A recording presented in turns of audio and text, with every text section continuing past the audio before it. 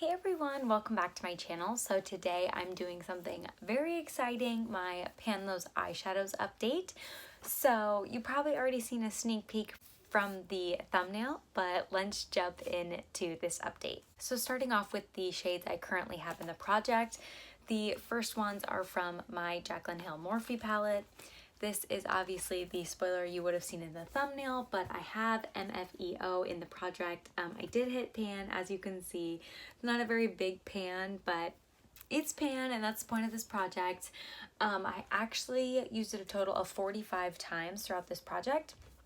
I hit pan maybe like 2 weeks ago, maybe like 10 days ago or so. It hasn't quite been 2 weeks. So I didn't quite use it 45 times to hit pan, but that's really awesome to know that it approximately takes about that much time to hit pan on the shades in this palette ish. I mean, like these transition-y type of shades. At least I know, I can hit pan. I know how deep the pans are now. So I will be rolling in a different shade since this one will be leaving the project. And then also in here I have the shade Faint. There is no pan in here. This is a shimmer, but I have a pretty good dip, if you're able to see that there. I've used this shade 35 times total throughout this project. It's been in since the beginning. So hopefully, the dip is getting pretty deep. So I'm thinking by the next update, I should have pan. I'm hoping it's a shiny pan at the bottom. I know sometimes when you hit pan with shimmers, it's hard to tell because like the actual shimmer shade kind of gets like almost like covers the bottom so you can't tell that it's pan. I don't know if that makes sense, but I know like from the Modern Renaissance palette and palettes like that, that's happened to me before. So hopefully one more pan in this palette by the next update, but we will see. So next I have my single shadow in the shade Tuscany.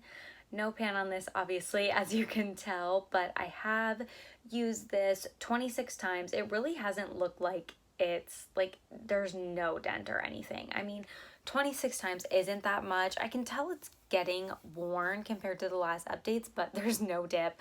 I am pretty positive I will hit my 45 usage like threshold before I hit pan or even get a decent dip on this, but I'm enjoying using it and at least getting some use out of it, but likely we'll be rolling this out before any pan unfortunately happens to it. I also have in this shade I rolled in last time, which is the Melt. It's from the Melt Rust Stack, I do believe. It's a Melt Stack, but the shade is Classic. It's just like a skin tone type of shade. I haven't gotten a ton of use out of this. I've only used it 9 times, but there is some wear on here. These shadows are absolutely huge, so I don't necessarily expect to hit pan on this. The net weight is 2.96 grams. Let me look at if my single Tuscany has the weight. It doesn't. I think the ColourPop ones do, but this is like a lot of eyeshadow. So I've gotten some decent use out of it, but I haven't been using it like to set down my lids or anything because I have a shade for that in my makeup project pan that I'm actually like hell-bent on finishing this year. So this one's not as important to me in that regard, I guess you could say. So yeah, I'm gonna keep this in until I at least hit my 45 threshold just because it's an easy shade. If I happen to hit pan, great. If I don't, that's okay. At least I can say I got some use on it. Okay, and then an exciting update on my Tarte Maneater. I have in this project the shade Midnight down here. There isn't any pan on this, as you can see, but I'm digging in. But I'm actually digging in quite the big dip. I literally use this as an eyeliner, so yes, there is a straight down dip. I know this drives some people crazy, but I'm using it as an eyeliner, so what do you expect? Yeah, so I honestly think I can hit pan on this before the next update just because I have pan on other shades, so I know how deep they are, and I am using this like in a very targeted way, so I think I'll be able to, no problem. But an exciting update, I actually did hit pan on this shade right here. This is Lace. I use this as an inner corner highlight. just because I typically use this palette for a mirror just because it's so compact. It's like easy to hold in your hand. So yeah, I technically hit 2 eyeshadow pans this month, even though one really isn't in the project, but I still hit it obviously. So that brought my pan percentage up to 5% pans. So currently I have 6 pans out of 120 eyeshadow pans. 6 of them have pan in them, which is 5%. If you don't already know, my goal with this project is to get to 10% by the end of the year. Crazy that like I'm already at 5%, considering last update I was feeling really discouraged. I'm feeling pretty good about that now. I could potentially bring in some new palettes this year though, so I don't think it's gonna be like a super easy breezy walk in the park by any means, but I'm feeling pretty motivated now that I'm already at 5%.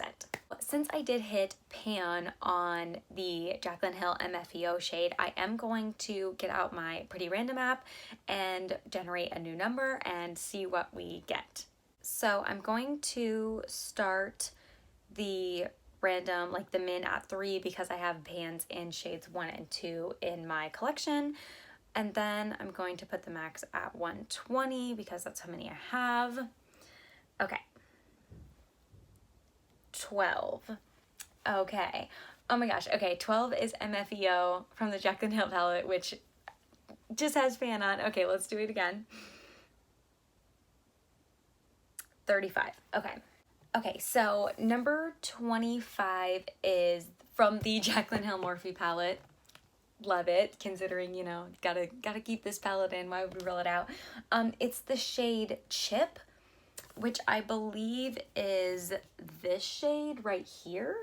I might have to verify that quick because I don't have the names. Like, I got the original palette that didn't come with any names, and I didn't get a flyer in my mailer, but I'm pretty sure it's this shade. Let me just check really quick. Okay, so yes, I did verify. It is this shade right here. I don't know that I have a ton of use on this. I don't know if I have any use on this.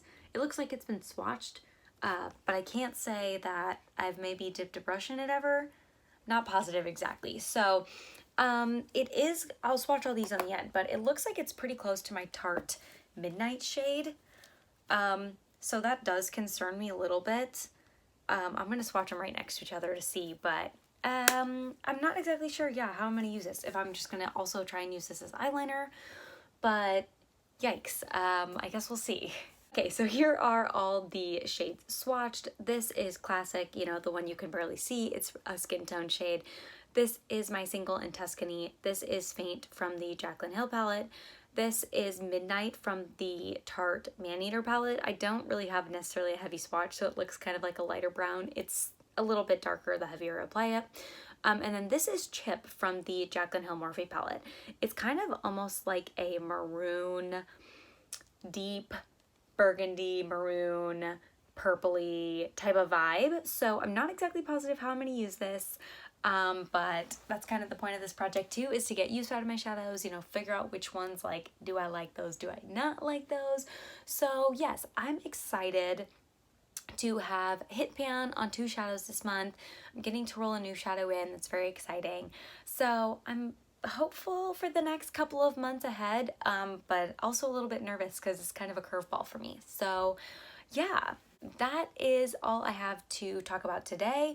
We will chat within the next month to see where I'm at, but thank you so much for joining me on this video here today. I hope you have a great rest of your day wherever you are, and I'll see you in the next one. Bye.